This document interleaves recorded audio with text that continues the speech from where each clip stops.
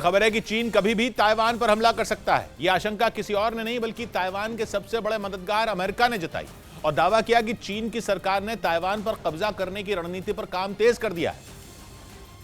और इसी के तहत उसने पिछले 2 महीनों में ताइवान की घेरेबंदी कर हर तरफ से मिसाइलें भी दागी थी, जिनमें कई तो ताइवान की हवाई सीमा से भी गुजरी थी।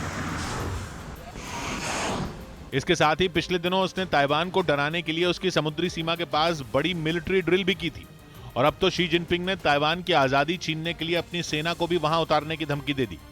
उन्होंने साफ कर दिया कि ताइवान को अपने देश में शामिल करने के लिए चीन कुछ भी करेगा। और शी के इसी बयान ने अमेरिका की भी नींद उड़ा दी। उनके विदेश मंत्री एंटनी ब्लिंकन ने आशंका जता दी कि चीन किसी भी वक्त ताइवान पर हमला कर सकता है। इसीलिए अमेरिका भी चीन को ताइवान पर हमले के लिए आमादा देखकर प्रशांत महासागर में मौजूद अपनी नौसेना के बेड़े को मजबूत करने में जुट गया। और खबर है कि इसके लिए उसने पश्चिम प्रशांत महासागर में मौजूद अपने खतरनाक जंगी जहाज यूएसएस प्रूडेंस को एंटी शिप मिसाइलों से लैस करना शुरू कर दिया, जिसे जंग के दौरान दुश्मन पर घातक क्रूज मिसाइलों से हमला करने में माहिर माना जाता है। असल में अमेरिका भी जानता है कि जंग छिड़ने पर उसे चीन को रोकने के लिए समंदर में मौजूद उसके जंगी जहाजों पर लगातार बमबारी करनी होगी। और उसका युद्धपोत यूएसएस प्रूडेंस तो गाइडेड क्रूज मिसाइलों से दुश्मन के ठिकानों को तबाह करने के लिए ही जाना जाता है। अमेरिका का यह जंगी जहाज वर्टिकल लॉन्चिंग सिस्टम से लैस है, जिसकी मदद से एक के बाद एक 96 घातक मिसाइलें दागी जा सकती हैं। और यह एंटी सबमरीन रॉकेट भी दाग सकता है। साथ ही इसमें नजदीकी हमले के लिए तोप और मशीन गन भी तैनात रहती हैं। और इसकी सबसे बड़ी खासियत है कि यह समंदर में भी करीब 60 किलोमीटर प्रति घंटा की रफ्तार से फर्राटा भर सकता है। और अमेरिका को इस जंगी जहाज को आधुनिक मिसाइलों से लैस करने की जरूरत इसलिए पड़ी क्योंकि खबर है कि जंग छिड़ने पर चीन प्रशांत महासागर में मौजूद उसके सबसे बड़े सैन्य अड्डे गुआम को भी निशाना बना सकता है, जिसके लिए उसने अपने जंगी जहाजों में तैनात लड़ाकू विमानों पर हाइपरसोनिक मिसाइलें लोड कर दी।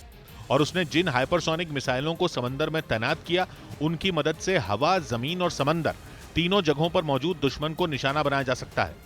और दावा है कि ये मिसाइलें आवाज की स्पीड से 10 गुना तेज यानी 12,000 किलोमीटर प्रति घंटा की रफ्तार से टारगेट की ओर उड़ान भरती हैं।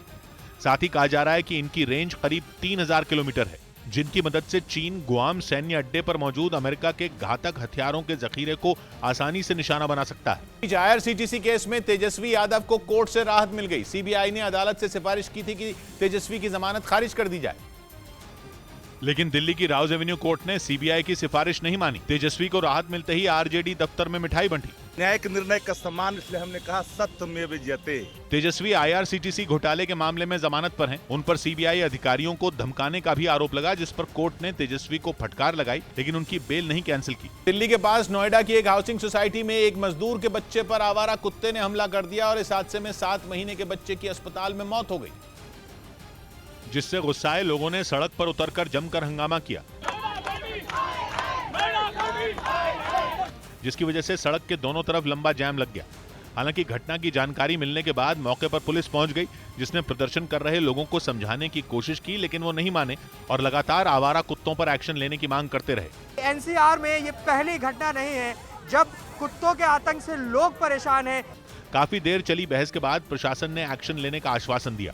इसके बाद नोएडा अथॉरिटी की एक टीम हाउसिंग सोसाइटी में पहुंच गई, जिसके बाद आवारा कुत्तों को पकड़ने का अभियान चलाया गया और वहां से कई कुत्तों को पकड़कर ले जाया गया। संयुक्त राष्ट्र की संस्था यूएनडीपी के आंकड़ों के मुताबिक भारत में पिछले 15 साल में गरीबी आधे से ज्यादा कम हुई है। यूनाइटेड नेशन डेवलपमेंट प्रोग्राम ने दावा किया कि भारत ने गरीबी हटाने के मामले में कई देशों को पीछे छोड़ दिया है।